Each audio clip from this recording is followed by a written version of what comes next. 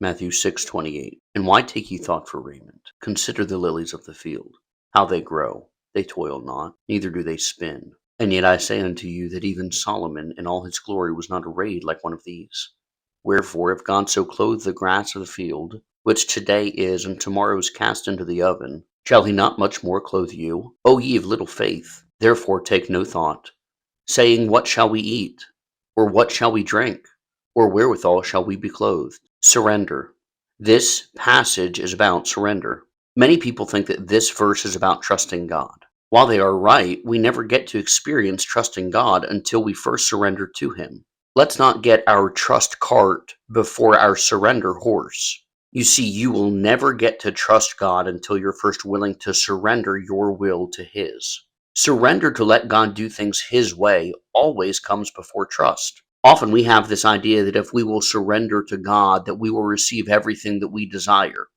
That is just not the case. The fact of the matter is, surrender means being willing to not get those things that you most desire. Look at Abraham. He had to be willing to surrender his only son Isaac before he ever saw God's provision. He had to surrender his son to death if that were God's will. Surrender means being willing to say, I will give this up if God needs it. I wonder, how much surrender do you really have in your life? You see, surrender is not about letting God give you everything you desire. Surrender is about you accepting that which He desires.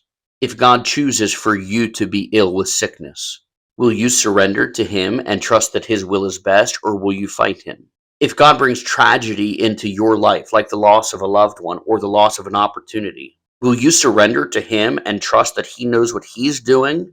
Or will you wait for Him to make it make sense to you? You see, I trust that God knows what is best, but I didn't get there until I surrendered to let Him do as He saw fit. Make no mistake, I want for you to have a great trust in God, but it will come at the price of surrendering your desires first. Let me encourage you today that we surrender. We love you, folks. We'll see you tonight at 7.